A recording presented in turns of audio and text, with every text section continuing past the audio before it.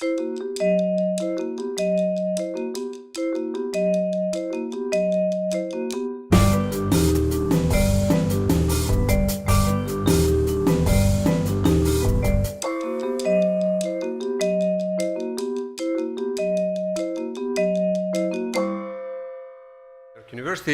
My name is Stefano Albertini. I'm the director of the Casa. It's a great pleasure to welcome you all here tonight for the first in 3 evenings dedicated to LGBTQ issues in theater. We start tonight with LGBTQ theater in Italy. And we have the fortune not only of having wonderful actors performing some pieces, and in the best tradition of our theater company residence, it's a mixture of pieces in the original Italian, translated into English. And there is also one video, right, Laura? On top of the couple of videos. So it's a mix of different mediums and of different languages, and we like that. And we also have the fortune of having the active participation in this program of 2 of our doctoral students in the Department of Italian Studies here at New York University. We have the fortune that they're engaged in studies that are related to the topics that we are discussing tonight. One of them will sort of introduce and provide an historical background to Italian gay and lesbian theater, and the other one is going to provide some sort of conclusions and bring us into today's reality of theater on LGBTQ issues in Italy. So it's a full evening. We are very, very excited about this series of 3 events. I invite you to keep an eye on our website and on your email. And we have one coming event on Italian American theater on LGBTQ themes. And a final event is going to be on theater from all over the world. And that's a sort of different formula because it's a call that went out to people of all nationality, a variety of different languages, to come up with a 10 minutes theatrical piece. And these all written by people below 35 years of age. So we're very excited about all these things that are coming up. As you know, they're all part of the celebration of the 50th anniversary of the Stonewall riots, a few blocks from here, where the gay liberation movement really started. And it is not over. So this is also a legacy for all of us. And without further ado, I would like to ask my friend, my colleague, my partner in many, many adventures of this kind, and the director of our theater company residence here at Casa Italiana, to come to the podium. Please welcome Laura Caparrotti.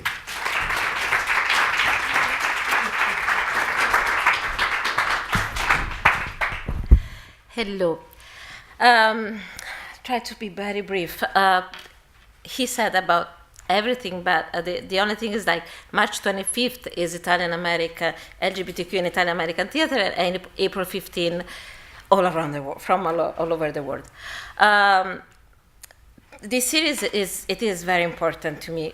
We gave you, and I know it's in Italian, is a report that just came out in L'Espresso, which is a magazine, a national magazine in Italy, about homophobia right now in Italy. Right now, it came out 2 weeks ago. So it's kind of very scary, to say the least.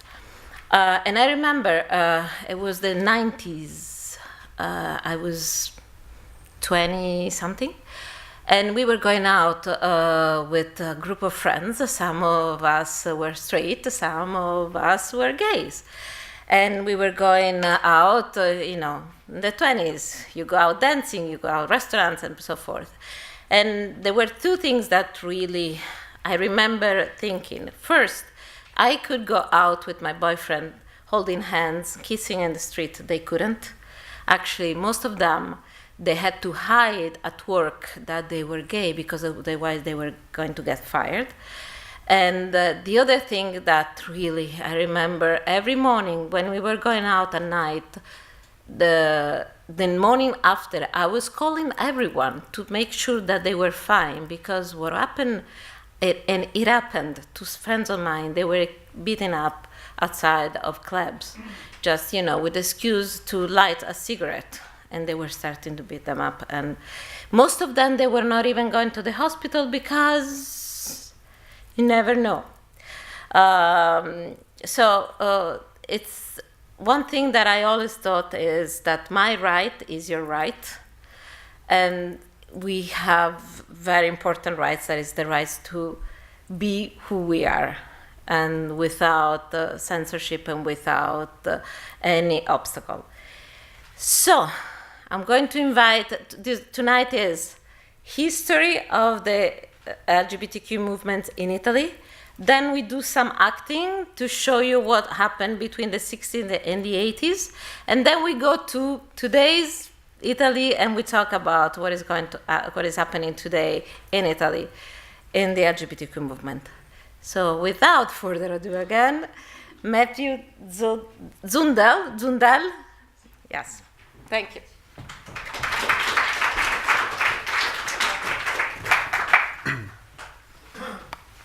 Hello, everyone.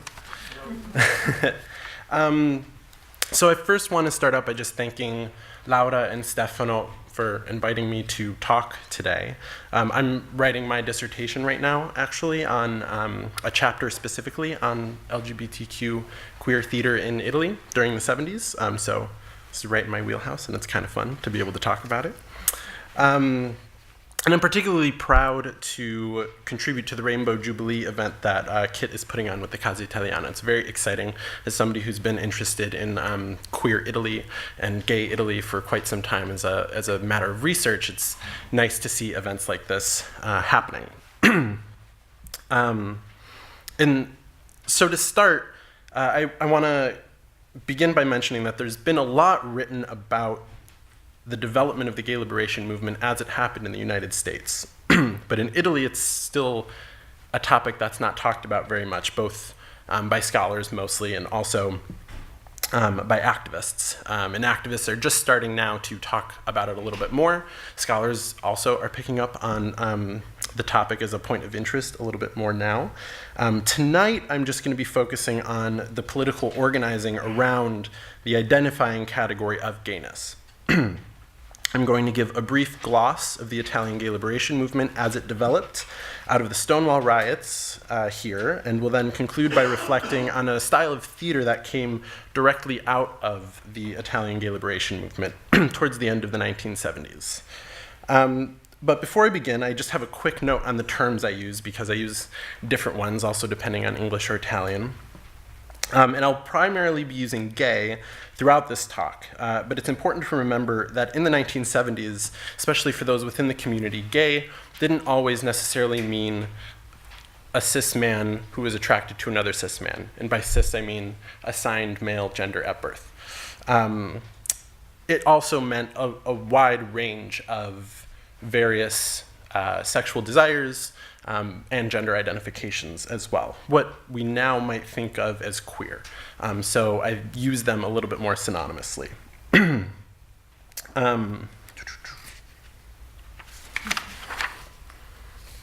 Yes. And so the flexibility that was expressed through gayness in the 1970s was expressed in a bunch of different ways. You could say in English, terms that were used were butches, femmes, bulldykes, radical fairies, leather folk, aunties, transsexuals. And in the Italian case, some of the terms that I'll be using are travestiti, frocio, froccia, which was a feminization of frocio, both of which mean faggot, for lack of a better translation, or also cecca. And cecca is a reappropriation of Francesca, shortened to cecca. And so like in English, we can kind of think of that as a Mary in some sense. A little bit older in the English, it sounds odd, where cecca is still used today. And perhaps counterintuitively for an event commemorating the memory of the Stonewall riots, I'm going to start a little bit before, just to kind of give context for how that arose. We tend to forget that various gay organizations which had been actively engaged in both medical and legal activism had been happening since the early 20th century. In Germany specifically, Magnus Hirschfeld developed the Scientific Humanitarian Committee in Berlin. And this was a committee whose goal it was to start thinking about the legality of gayness in terms of sodomy laws, things of that nature. It was the first time that anybody had ever gathered collectively to politically organize around sexuality. And this was towards the end of the 19th century and into the 20th century. And this was the first time where people had started to come up with any kind of notion of what a gay politics could be. Earlier gay associations in the US,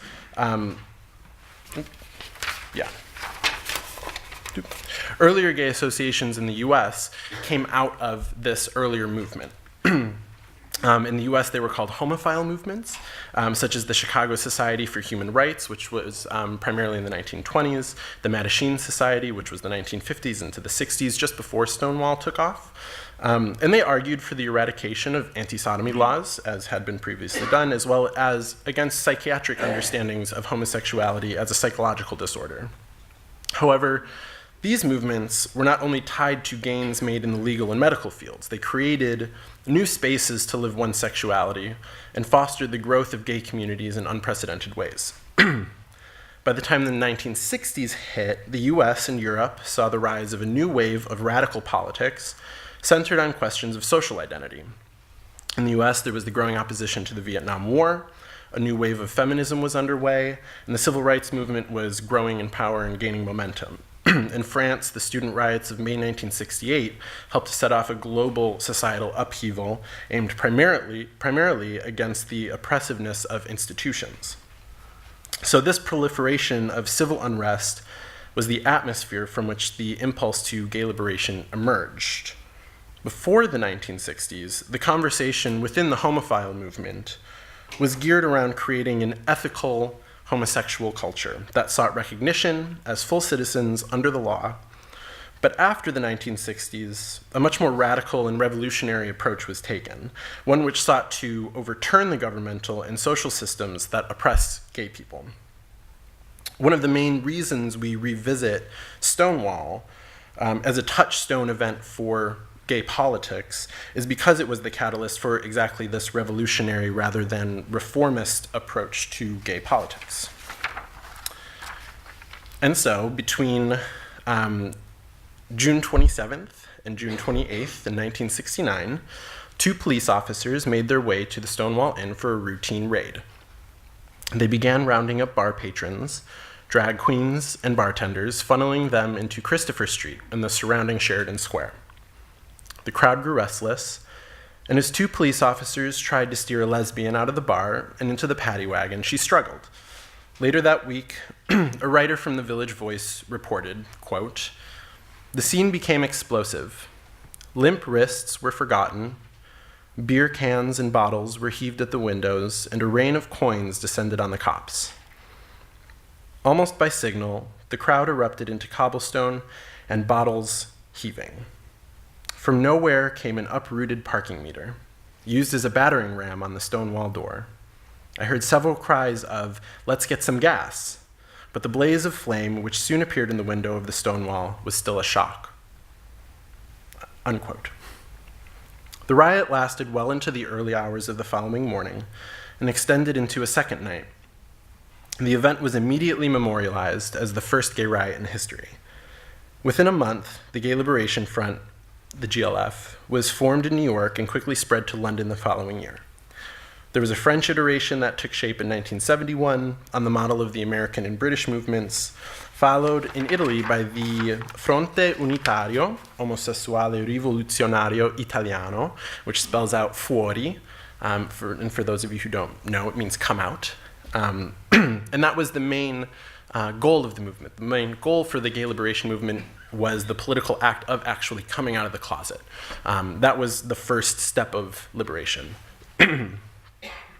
And so Italy's actual coming out. So if you think of Stonewall as the start of the gay liberation movement, in Italy, what's sometimes referred to as the Italian Stonewall happened in Sanremo in 1972 in April, in the form of a protest against the Centro Italiano di Sessuologia, the Italian Center of Sexology, which was hosting an international congress on deviant sexualities, which is what it was called at the time.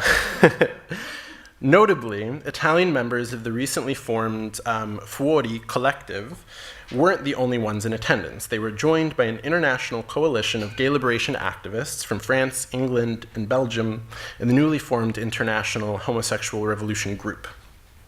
It was a small group, about 40 in total, but they made their voices heard, shouting their gayness outside of the Congress and within. Slogans such as "Lotta anale contro il capitale," "Lotta dura contro natura," e "Più devianze, meno gravidanze."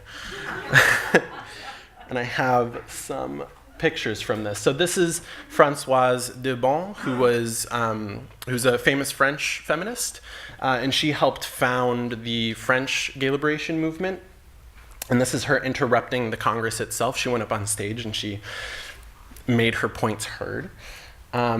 This is Angelo Pezzana holding a sign che dice "Nessuno ha il diritto di reprimere la nostra sessualità." So nobody has the right to repress our sexuality. We also have Mario Mieli, who's one of the most famous members of Fuori and figures of the Italian gay liberation movement, dressed in drag and holding political pamphlets and flyers. I love these pictures, they're wonderful. This is the publication that was created by the Gay Liberation Front of New York. And this is kind of the model for a lot of gay liberation publications that went forward. As you can see, the imperative to come out is front and center on the page. You can see the gays at the top making you come into the fold and join them in the movement, because the movement wouldn't have been successful in any form if people didn't join it. So that year, after the protest at Sanremo, members of Fuori collectively edited the first issue of the magazine of the same name, modeled on the New York publication Come Out.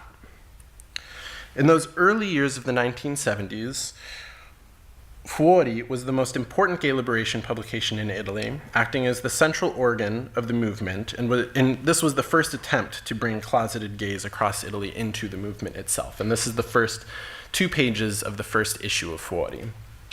And as you can see, the homosessualità e liberazione, liberation was the word, oppression was the word, fighting oppression for liberation. However, by 1974, so this was first published in 1972, in 1974, just 2 years later, the political atmosphere of the movement grew kind of tense.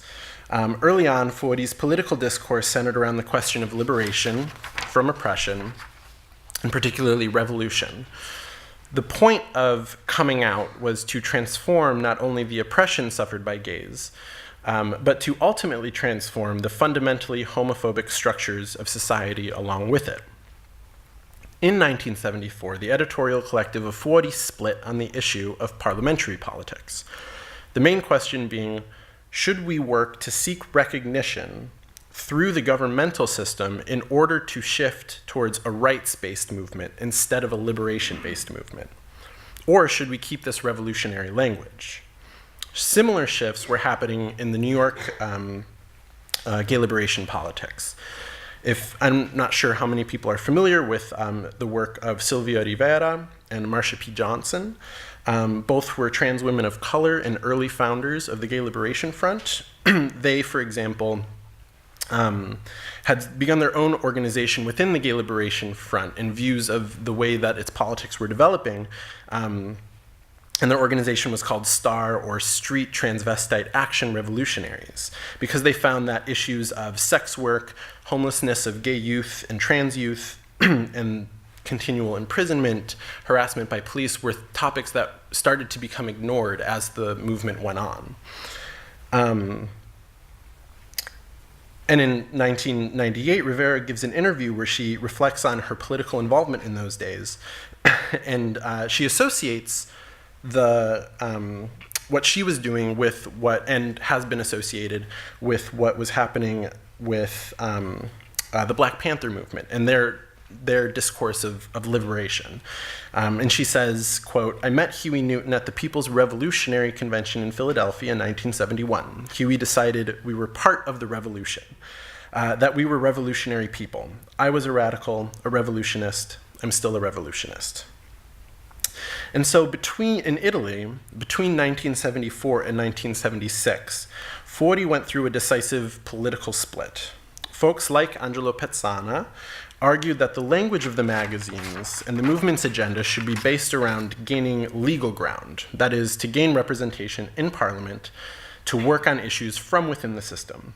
Others, like Mario Mieli, argued ferociously against this idea. Mieli wrote a really important book called Elementi di critica omosessuale, which was published by Elements of a Gay Critique, which was published by Einaudi in 1977, where he critiques this reformist notion of gay politics. And so when this split happened, Mieli decided to create his own revolutionary collectives outside of the Fori collective. So what happens between 1974 and 1976 with the gay liberation movement in Italy is that there's this decisive split, and it creates a lot more movement and action in very different ways. And so Mieli forms a group of collectives called the Collettivi Omosessuali Milanesi in 1976, referred to as COM often, alongside other autonomous revolutionary gay collectives which were popping up all around Italy due to the split in the politics that were happening. Florence, Venice, Pavia, Napoli, Catania, Cagliari, all of these are examples of places where this was happening. But after 1976, with this political split in tow, the language in the movement at large changed decisively from gay liberation to gay rights. Fori officially sided with the Radical Party that year, and Angelo Pezzana was successfully elected as a representative to Parliament in 1979. And this began a period of institutionalization of gay rights organizations in Italy. The Movimento Identità Trans was formed in Bologna in 1979 in order to gain legal recognition for sex modification surgery. The Casa LGBTQ Center was founded in Bologna in 1982. And the following year, Mario Mieli killed himself in 1983, and with that, he was named. There was a new institution that was named after him called the Circolo di Cultura Omosessuale Mario Mieli. And so this was kind of the early years of the 80s, last years of the 1970s, was all of these institutions started to pop up around the question of gay politics.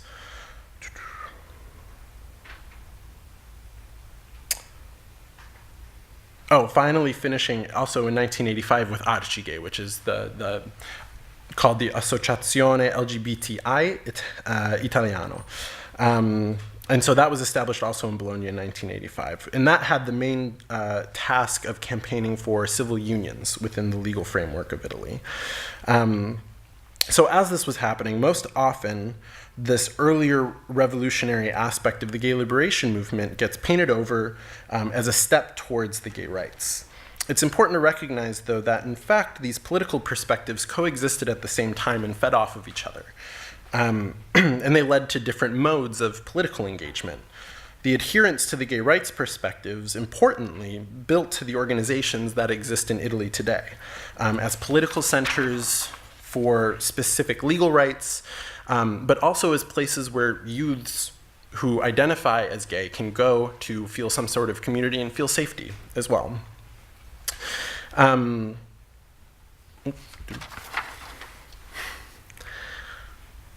But those who stuck to the revolutionary perspective continued engaging in collective political action and protests, which included creating a style of social theater, and this is where I'll end, a style of social theater all their own known as teatro frocio.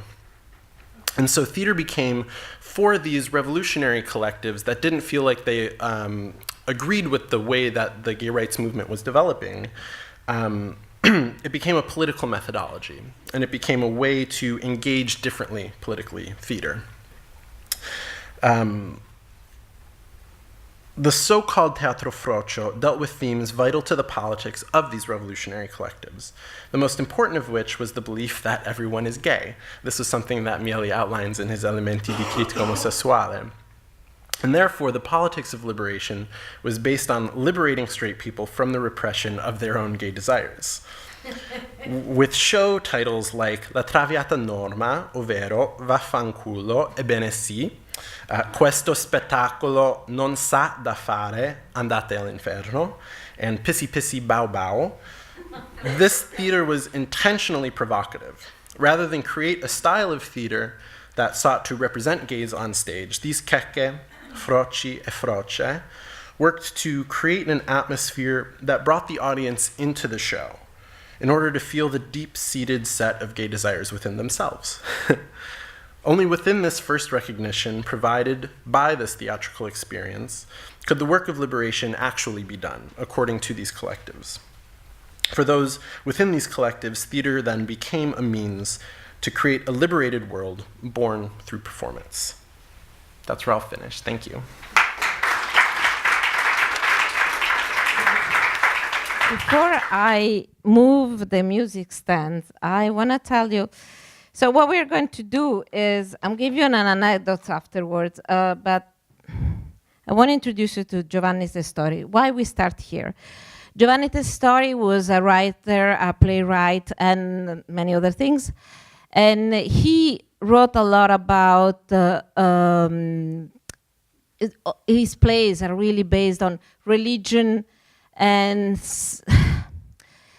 the life of the damned, I would say underbelly, the underbelly.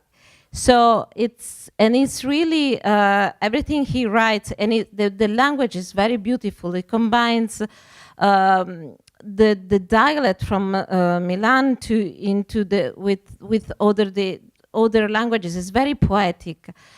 And actually right now, if you go to Milan, there are many theaters still staging his plays. It was 1960, Testori was gay. 1960, that doesn't mean so much, but just to tell you. 1960, he was working with Luchino Visconti. I'm sure you know Luchino Visconti, right? Yes, if you don't know him, he was one of our major directors in movie and in theater, and he had a theater company. He was working to stage L'Arialda, which is a story, and we will see a few scenes here, about Arialda, who is a shirt maker. She doesn't have a husband, she doesn't have any, she's basically virgin, more or less. She doesn't have children, and she's from Milan. And Eros, her gay brother, who is engaging in kind of, his business is acting, doing something with porno comics, something that we call zines in the translation, that was done by Natasha Lardera, who is here with us. And Oreste, who is a friend maybe, is a partner in crime with Eros. And Amilcare, who is this widower who Arialda hopes to marry, to change life. And Gaetana, who I'm going to play, who is the southern, the meridionale, that at that time, was considered like an immigrant. It was, bad person. I mean, like smelling, not intelligent and so forth. And so they're staging this play in 1960 in Rome. First of all, there was a censorship office at that time, led by Giulio Andreotti. I don't know if you heard his name, but he was a major politician in Italy for more than 40 years. And so they staged with the direction of Luchino Visconti, staged the play that was already cut. The script was cut, changed, because, sex and homosexuality in a play, 1960. So they did it. They did 50 shows in Rome. Then they went to, and it was a scandal. So they reviewed the script. They cut more.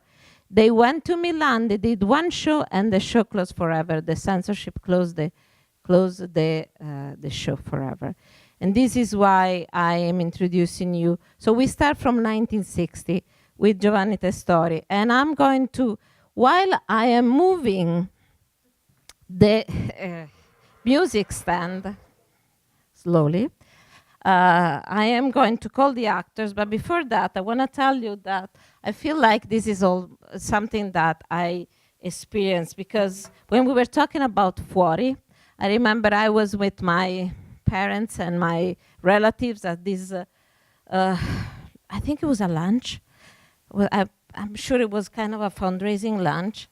And we were there, and someone mentioned, who is from Fuori? And I saw this, and I was little. I was, I think, 6, 7 years old, more or less, 8, maybe. And I didn't know. I didn't have any clue of what Fuori meant. And I saw all these guys doing this. I was like, what is that? Years later, I understood. But this is, to me, something that I experienced because my family was in the Partito Radicale that was mentioned before. Now we're talking about Franca Valeri. Franca Valeri it became a gay icon because in 1962, she wrote, together with her husband, Vittorio Caprioli, film that was Parigi cara, Parigi dear, and is a story of a prostitute who at a certain point decides to leave Rome and to go to Paris where her brother lives. And her brother is Fiorenzo Fiorentini. And this is, I'll show you, it's very delicate. Let's see if it works. So she arrives at the train station.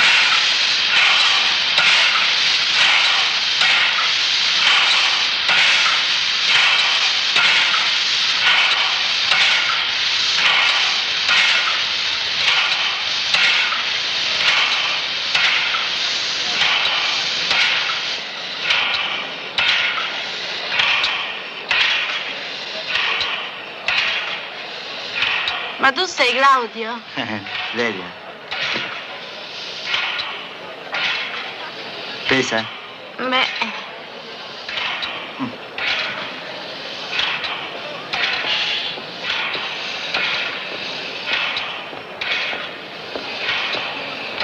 Ma che sei tinto? Sì.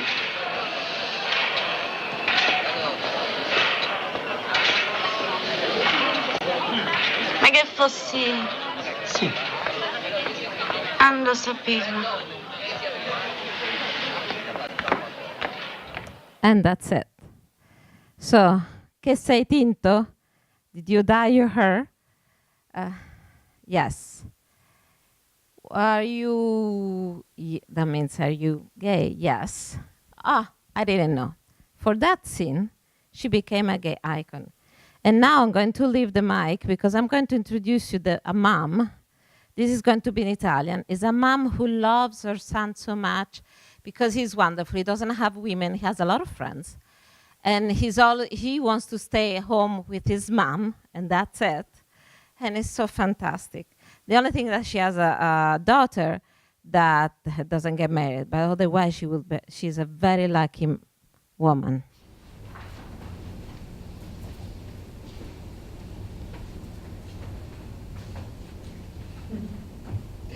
Poverino il mio, un ragazzo d'oro. La sua mamma gli basta. Io glielo dico sempre, sposati Ninni, sposati! Se non te ne puoi andare di casa, ti metti là, nella stanzettina, con la tua mogliettina in bagaglio in qualche modo in sala da pranzo. No mamma, mi fa! No, la mia mamma mi basta! Mi dice persino, mamma, sarai l'unica donna della mia vita. Quando penso a quelle disgraziate che hanno quei figli che vanno a donne, insomma, è poco di buono. Che poi magari finisce pure che se le sposano, allora Dio mamma, chi l'ha vista più? Invece il mio, finché dura si capisce. che in fondo c'ha solo 37 anni. Ma per il momento sono tranquilla che di donne non ne ha. Amici sì, quelli ne ha tanti. E come ci vogliono bene al mio bambino.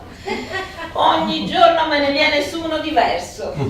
Bisogna vedere bei ragazzi, carini, come ci vogliono bene. Vanno di là in camera, si chiudono, stanno ore e ore, parlano.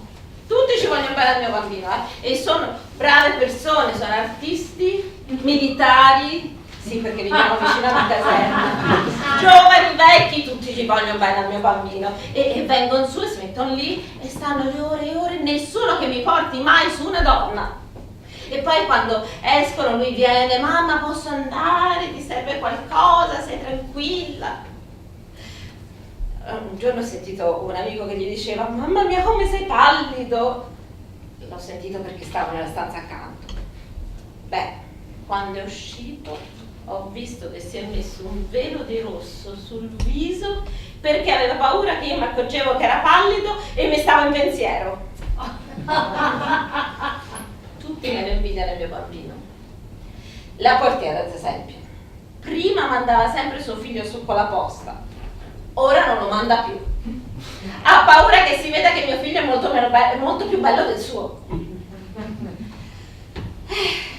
Se io non avessi quella là, che c'ha quell'altro là che non se la vuole sposare, io sarei davvero una mamma fortunata.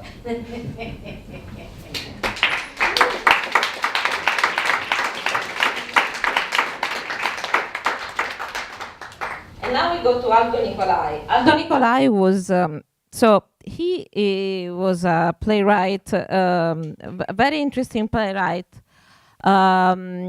He wrote about it was very satirical. Not comedy, is a satire, which is completely different, as you know.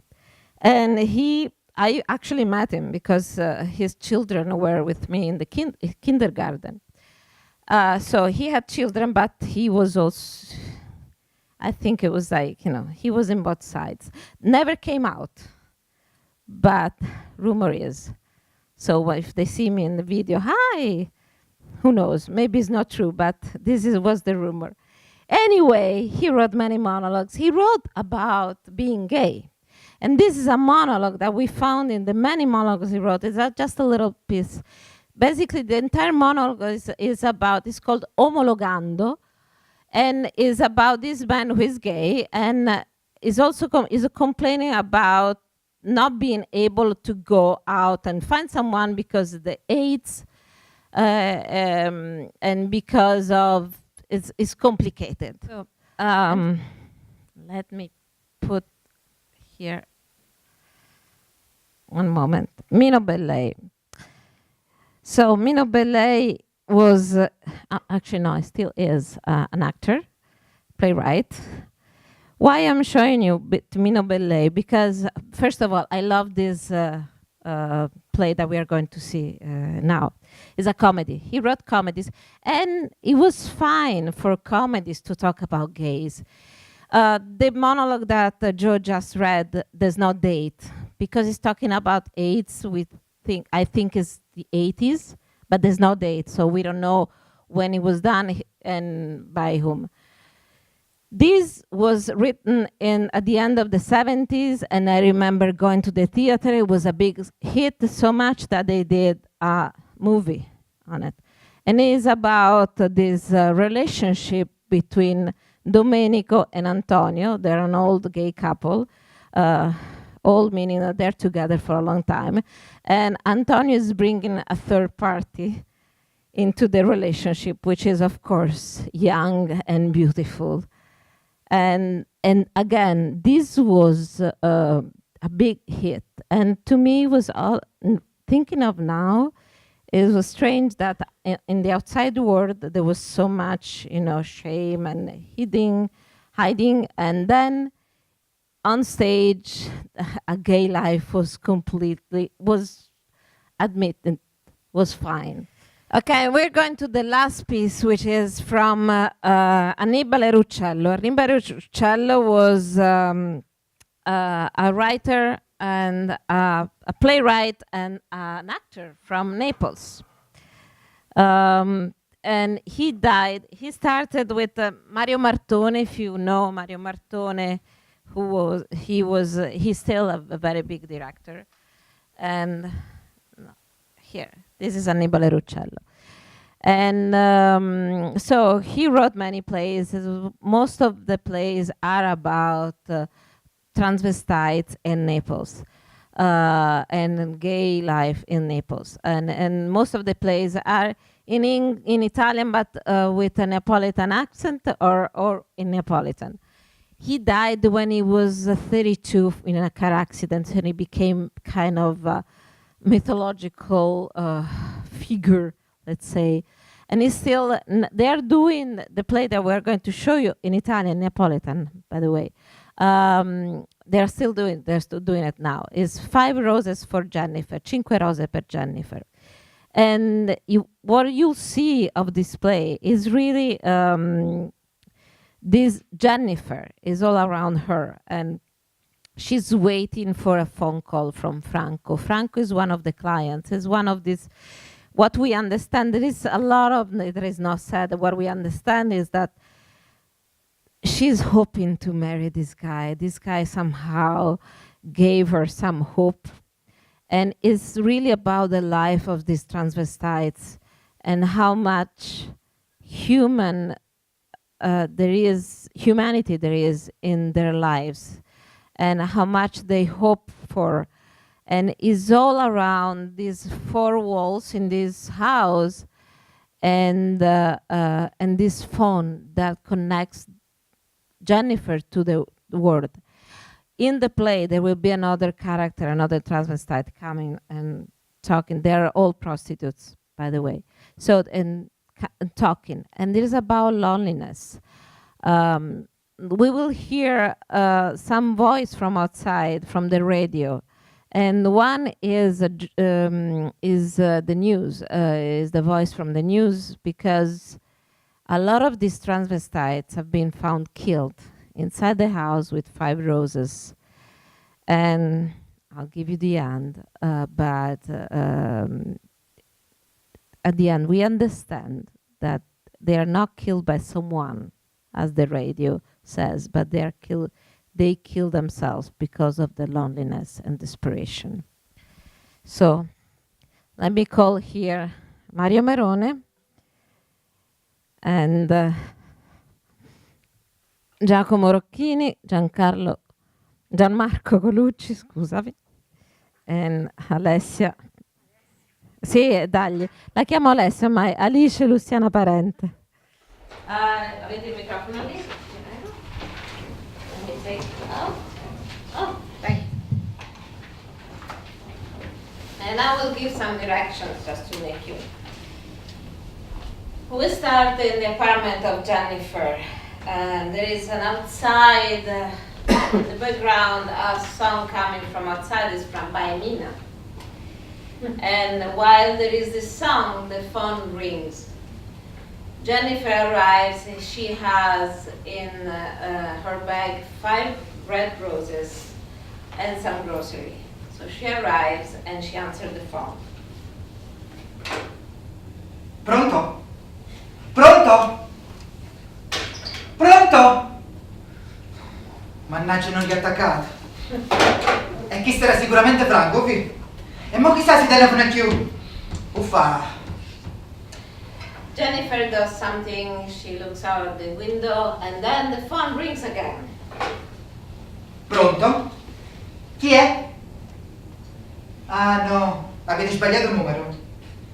No, non so Carmela. Carmela è il 455684. Io invece sono il 426166. Lo so, succede spesso. Ci sta un'interferenza. Ah, scusate, ma per caso eravate voi che avete telefonato un paio di minuti fa? No? Sicuro sicuro. No, perché aspettavo una telefonata importante ed ero uscita per comprare un poco di spesa. Ah, ho capito, non eravate voi. No, perché quello deve telefonare un certo Franco, no, sapete? E allora... Pronto? Pronto? Ah, va mucca. Attaccato sto scostumato. Io Prima sbagliano e scocciano la gente. Then the phone rings again. Pronto? Ah, siete un'altra volta voi. Sì, sono ancora io. Non lo so come si spiega, capita spesso.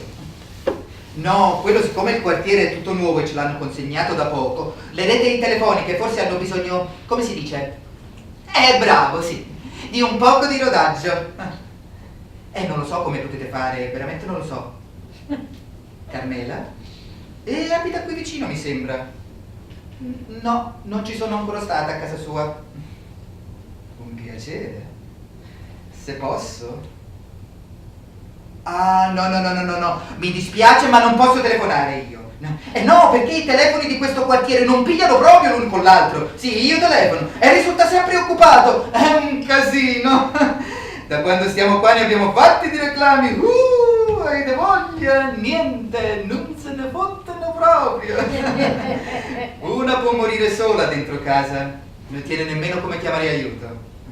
È una disperazione. Sì, dite.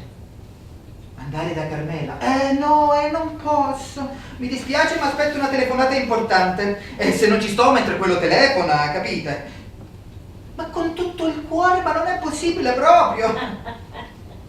Eppure a me è importante. Oh Gesù, ma lo sapete che siete chi fatto? Quando ho detto che non posso. È inutile che insistete, non posso e basta, anzi, scusate tanto, ma adesso devo riattaccare che se telefona a Franco e trovo occupato è capace pure che non telefona più, sì, arrivederci. Non fanno capire, nessuno me ne più. Jennifer goes around the house doing many things, and at a certain point she turns on the radio. Veniamo ora alle telefonate delle nostre ascoltatrici. Vi ricordiamo che il nostro numero di telefono è 896754 Radio Cuore Libero, che trasmette sui 400 MHz dalla modulazione di frequenza. Ma ecco la prima telefonata, pronto? Pronto, Radio Cuore Libero. Io sono Annunziata, come state? Bene, Annunziata, e tu? Non c'è male, io seguo sempre con affetto tutte le vostre trasmissioni. Ti ringraziamo tantissimo, Annunziata. Senti, Gloria, io volevo dedicare una canzone, è possibile? Ma certo, che canzone vuoi dedicare? Senti, la dedica è un poco personale, ma io la dico lo stesso. Allora, ad Alessandro, da parte della sua Annunziata, che se lo ricorda sempre tanto, insieme a Giovanni, a Andrea, a Luigi, a Michele, a Renata, a Gennaro e tutti i marinai dello Stromboli. Vorrei dedicare Acqua di mare di Romina Power. Va bene, Annunziata, ti accontentiamo subito. Ti saluto! Pure io ti saluto, tanto, ti mando tanti abbracci e tanti baci. Ciao Gloria, siete tutte noi. E poi volevo dire che sei troppo forte, vai fortissimo. Tanti saluti Annunziata, ciao. Ciao Annunziata, grazie per le belle parole che hai avuto per la nostra trasmissione. Adesso mandiamo la canzone e rimani in ascolto, mi raccomando allora. Da Annunziata ad Alessandro e a tutti gli altri marinai dello Stromboli, Acqua di mare di Romina Power. And the song starts. And the telephone rings. Pronto? Un momento che non si sente niente, abbasso la radio, aspettate. Pronto? Franco, sei tu? Scusate, tenevate la stessa voce. E a chi volete? A Concetta? E avete sbagliato il numero, mi dispiace. Questo è il 426166. Concetta invece è il 255164. No, grazie. Ma quello poi con tutte le interferenze che ci stanno dalla mattina alla sera me li sono imparati a memoria tutti quanti i numeri del quartiere. Io poi ho una mente fotografica, come si suol dire, ecco. No, figuratevi di che, oh Gesù. Ma lo sapete che tenete proprio la stessa voce di Franco? Madonna, che impressione. E come vi chiamate? Giorgio. È un bel nome, Giorgio. Mi piace. Scommetto che siete Capricorno. No, Bilancia. È pure un bel segno. Franco è della Vergine con ascendente Sagittario. E voi che ascendente tenete? Acquario. Acquario. E allora siete un poco estroverso come carattere, eh? E da quanto tempo conoscete il concetto? Oh, scusate se vi faccio tutte queste domande, forse tenete da fare. No, perché anch'io tengo tanto da fare, devo cucinare, fare il letto, non si finisce mai. Quello poi quando una donna vive sola, senza nemmeno una persona di servizio. Ma perché poi io le domestiche per dentro casa, non mi piacciono proprio. Adesso poi è uscita fuori questa moda delle spagnole, delle mulatte, delle filippine. Io poi dico, una si mette dentro casa una straniera. E che ne sa chi è, com'è, come la pensa? Quei tempi che corrono. In verità, comunque forse non starò solo ancora per molto, no? Perché ci sta questo Franco, no? Che è ingegnere. No, è di Genova, che mi vuole sposare a tutti i costi. Io ce lo dico sempre. No, che mi fa? Mi trovo così bene sola. Ma lui, sapete, insiste. Scusate, sì, avete ragione, vi sto facendo perdere troppo tempo. Scusate tanto. Arrivederci. Arrivederci, è stato un piacere parlare con lei. Arrivederci. Jennifer turns the radio on again, and we hear the news. The mystery inherent to the murders in the new transvestites district deepens. This morning at 9 o'clock, a new corpse was discovered in a studio on the 3rd floor at 7 Cespuglio Street. With this morning discovery, the murders rise to 5 within a week. The idea of a maniac is becoming increasingly certain among the investigators. Even in this case, in fact, the motive of the crime appears to be the same. The house was found devastated, with the furniture stacked at the entrance door and the window closed from the inside. In the center of the room, the corpse with several wounds caused by beatings. The clothes in tatters, the usual 5 red roses on the body.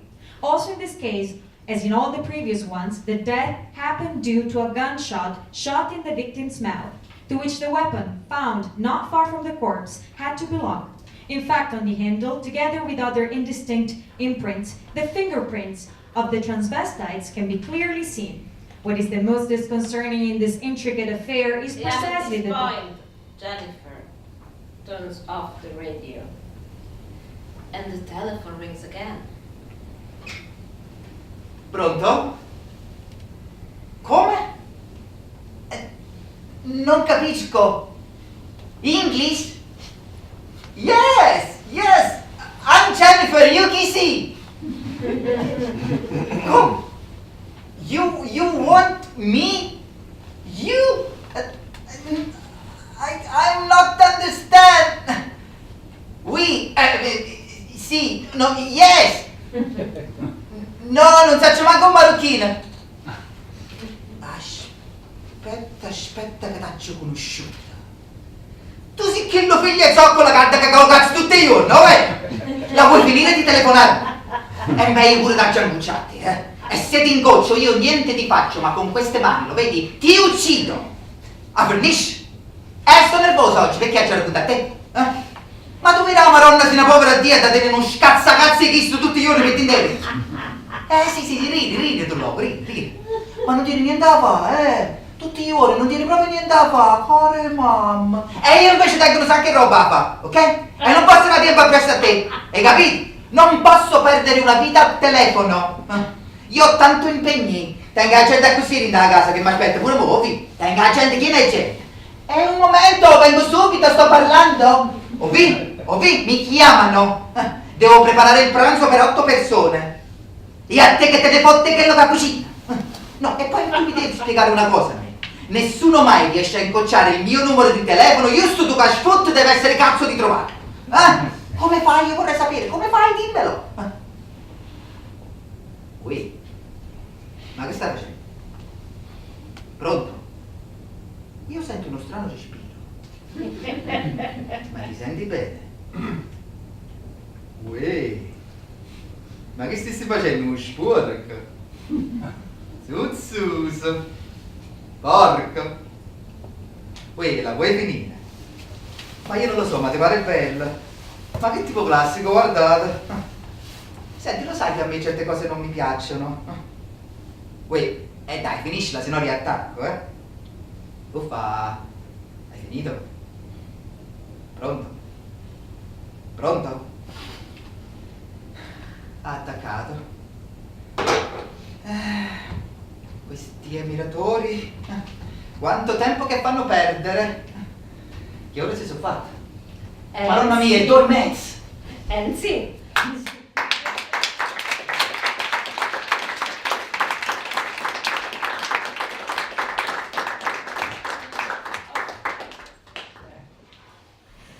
So this was the last acting. I'll show you a video. First of all, as you notice, there's nothing about women. And now that you know that we do the Italian Theater Festival in New York, and now we're starting to get the proposal on about life of women, but there's not so much, and I'm sure that also here there is now some, but there's not much. Talking about women, we had in Italy this wonderful, wonderful actor. His name was Paolo Poli. He's not with us anymore. He was from Florence. This is a case where he was was born in 1933, I believe. It was a case where he never came out. He was always out. And he was censored for what I'm going to show you now, only because he was always doing a lot of shows that he did, not always, a lot of shows that he did. He was a wonderful actor, wonderful. He was doing it dressed as a woman. And so he did one of his most famous show was Santa Rita da Cascia, about the life of the saint. Of course, it was a satirical thing, and he dressed up also as a nun. So he was censored. But that was such a famous play that it remains as one of his masterpiece, as one of the most important pieces in Italian theater. And he always talked about being gay with a very great normality. And actually, I thought about him lately because, the winner of the Sanremo Festival, the song competition that we have, the biggest one, is Mahmoud, I'm saying right? Mahmoud. So he's gay. And he said, coming out is so old-fashioned. No one does it anymore. And I thought of Paolo Poli, that he never came out. It was always fine in the way he was. And this is Paolo Poli. Let me introduce it to you. In Santa Rita da Cascia. I'm just showing, there's not supertitles, there's not titles, it's in Italian, but it's just to show you who he was. Questo scisma d'Occidente. Quanto male fa questo scisma. Eccovi di ritorno, sorella Rita. Che cos'è uno scisma? È la moltiplicazione dei capi. Sorelle, disponiamoci alla sciolvere, mentre sorella Rita farà la lettura. Beatifiche visioni, tomo sesto, capo quarto. Il beato Timoleone Fidati, mentre ad orso di mulo si recava a Bagnoregio, fu visitato dalle anime del limbo, onde fu dalla bestia calpestato e ne ebbe fuori tutte le budella. La beata Gemma Albertoni, essendo in età di anni 12, giacevasi nel letto, quando voltatasi dalla parte del cuore vide una scala che saliva fino al cielo, le si ruppe una vena in petto ed ebbe uno sbocco di sangue. Il beato Ugolino Cosciari, abbandonato ogni suo avere, non era poco, visse in grande austerità in un pollaio, mai curandosi dei fiotti di catarro bronchiale che vomitava meditando la Quaresima. Il venerabile Andrea Casotti non toccò mai giaciglio nella sua vita terrena e poteva udire i cori angelici dormendo all'impiedi in sua penitenza, legato faccia a faccia con un cadavere. Deo gratias. And this is it. You can find the entire thing online. So this was Paolo Poli, and now I am going to call here, what is Brian De Grazia. If you want to give us the conclusion of the night, of the evening, of the event, about what is going on today, please. The podium is all yours.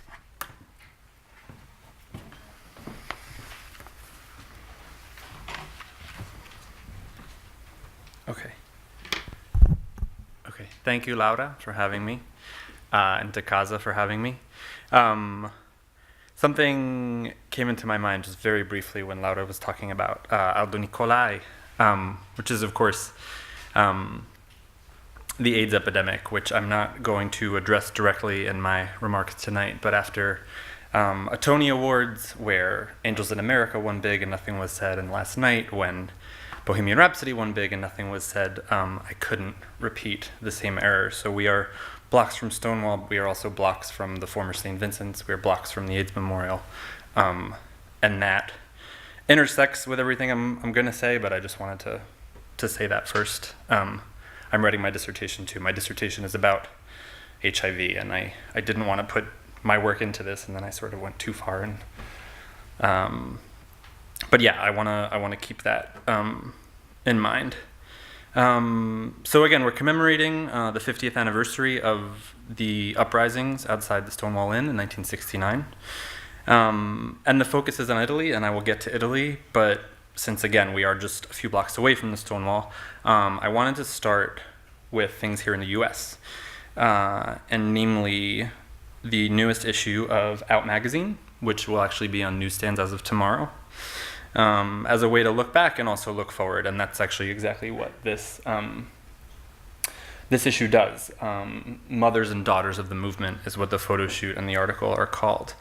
And as the editors of Out.com explain, for the first time in our 27 years of publishing, our entire magazine only features and is photographed by, styled by, and written by women and non-binary femmes. Joining us as guest editor for this edition is activist, author, and director Jana Mock. So again, the cover article and the accompanying photographs by Micheline Thomas feature these featured mothers and daughters. The mothers being Miss Major Griffin Gracie, an activist for over 50 years who was at Stonewall that famous night. Lesbian feminist Barbara Smith, a longtime activist as well, and one of the co-authors of the Combahee River Collective Statement. And the daughters, Alicia Garza, the queer black woman who coined the term Black Lives Matter. Charlene Carruthers, activist and author of Unapologetic, a black, queer, and feminist mandate for radical movements. An activist and filmmaker, Tourmaline. Another woman who is no longer around to be photographed, who we might remember alongside these, who Matt mentioned before, is Marsha P. Johnson, also present at the Stonewall riots, and who died in 1992. And Tourmaline herself has done a great deal of work remembering Marsha, namely through a film that she's made called Happy Birthday, Marsha. And her interest in talent and storytelling, as she says in this article in Out, has led her to put the stories of trans, non-binary, and gender non-conforming figures, especially those of color, like Marsha and like Sylvia Rivera, who Matt also mentioned, back into the history of the LGBT movement. And she says something really interesting in the interview. She says, for a lot of trans, non-binary, and gender non-conforming people of color, we didn't initially know about the prior generation of activists because their stories had been erased. And I think this really struck me for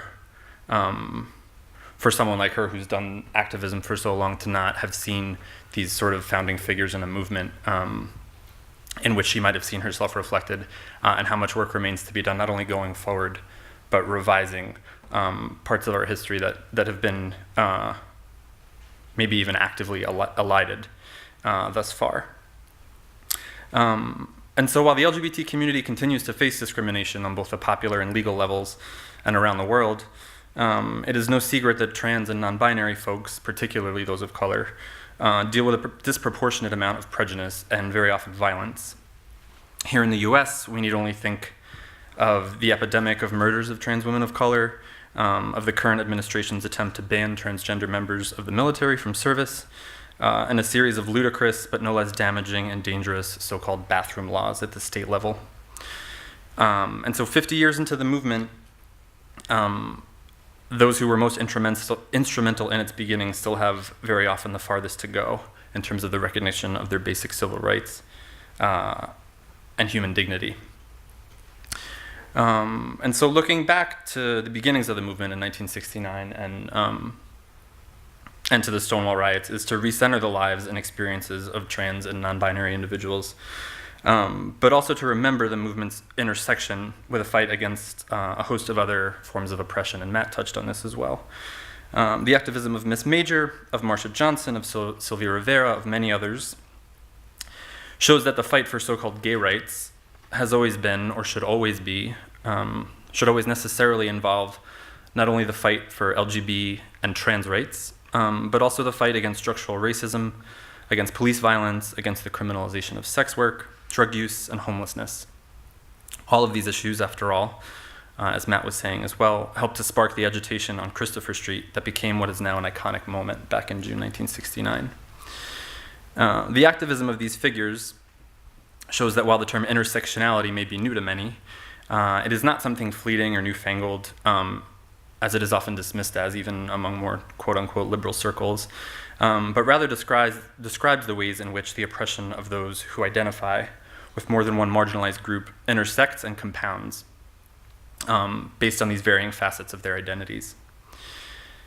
In short, a continuing movement for LGBT rights must not only center trans persons and experiences, but also engage actively in the fights against racism and police violence, and seek to help the homeless, the HIV positive, sex workers, and other members of our community who continue to face different forms of violence and oppression. So I'm here, I'm an American scholar, an activist who works on Italian history and culture. I'm also a translator, and recently with an Italian friend and colleague, I translated Zoe Leonard's famous I Want a Dyke for President, which dates to 1992 actually. And recently, returning to the piece for edits, we discussed the strictures and difficulties of translating, particularly, I think, in a piece like this one, from a tongue like English into the gendered binary of the Italian language. So this involved questions not only like, how do we translate a word like dyke, but also, since we have to, how should we gender the president, how should we gender the cross-dresser, and how should we gender the lover that Leonard speaks of? Gender, like theater, which is also what brought us here tonight, is an experience in and of the body, but also in and of language, perhaps especially so in a language like Italian.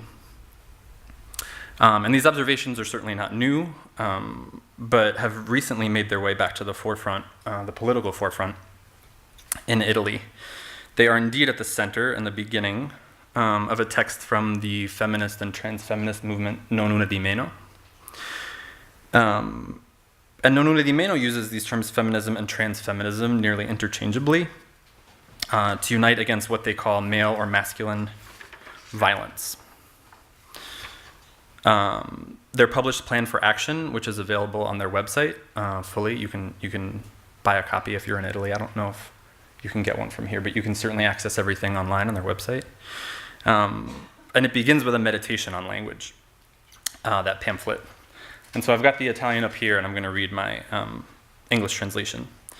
So language is not only a social institution or a means of communication, but also an element central to the construction of identities, both individual and collective. Italian is a sexed or gendered, sessuata, lingua sessuata, which beginning with its grammar reproduces and institutes a rigid binarism of gender between nouns, pronouns, and adjectives that change depending on if they are masculine or feminine. And a specific hierarchy as well, in which the masculine predominates, presented as universal or neutral. In this plan, Non Una di Meno's plan, un piano, we have chosen to unveil the non-neutrality of the masculine, using not only the feminine, but also the at sign, the chiocciola in Italian, to signify the irreducibility and the range of our differences. Conscious of the fact that languages transform and evolve, we seek to make our language inclusive so that it can take on new words with which we might tell our stories and change our imaginations. And so for Non Una di Meno, the question of language is just as important as the question of action. Indeed, we might say their address of the strictures and possibilities of language is perhaps their first action. Their current fight is against a government, as we saw before with what was the photocopies that were sent around, against a government that has also carried out its agenda in both actions and words. Just this past weekend, Italian Minister for Families and Disabilities Lorenzo Fontana of Matteo Salvini's Lega made this pronouncement about the government's immigration policies and the criticism they have come under from members of the church. Fontana argues that the Bible's famous phrase, love thy neighbor, ama il prossimo tuo, must be read in a literal sense, and that Italy should not seek to care for migrants and should instead focus on what he calls our poor. This is the same minister who, in an interview with Corriere della Sera last year, feigned naivete about LGBTQ families existing in Italy before stating matter-of-factly that, per the law, they do not exist. So he sort of says, oh, really? And then basically says, according to the law, that's actually not true. So the intersection of the precarious state of migrants and LGBTQ persons, particularly trans persons, was once again made tragically clear with the death of Camila Diaz Cordova, who, it was reported in the past few days, died earlier this month. She had come to the United States seeking asylum from the continued persecution and violent threats she faced in her native country of El Salvador. Her application denied late last year, her application for asylum. Diaz Cordova was deported. Reported missing in late January, she was checked into a hospital on January 31st and died a few days later.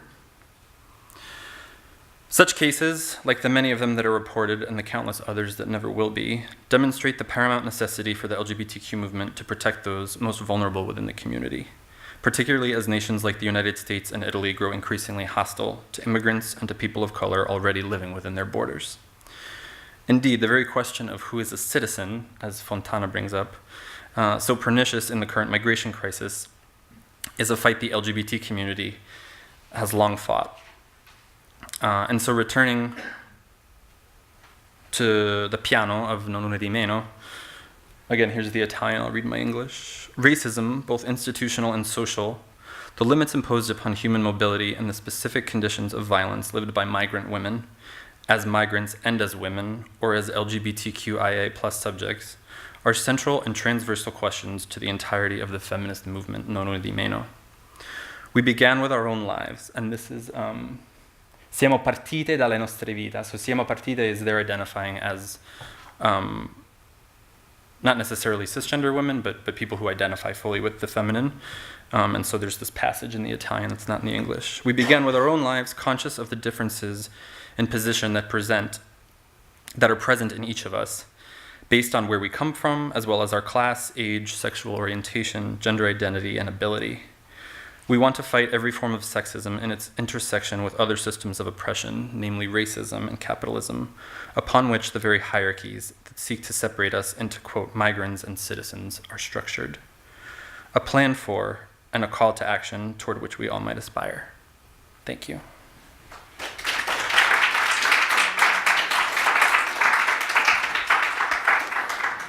Thank you so much. Thank you so much, Brian. Thank you, Matthew. Thank you, Ian, Joe, Antoinetta had to go, Gianmarco, Giacomo, Alessia, vero? Alice, and Mario. Thank you so much. Thank you, Natasha. And thank you, everyone. And thank you, Laura. Thank you so much. And come back March 25th. We'll also have the In Scena Italian Theatre Festival, that is April 29th. We open here to May 13th. Is going to, the main theme, let's say, that the celebration is again about this, and we're going to have shows, and we are going to talk more. Thank you so much for being here. I hope you got a little glimpse of what it is that we did in theater. There is much more to say, but next time, in many times, in many lives. Thank you, Stefano. Thank you, Julian, and thank you, Kostya. Thanks.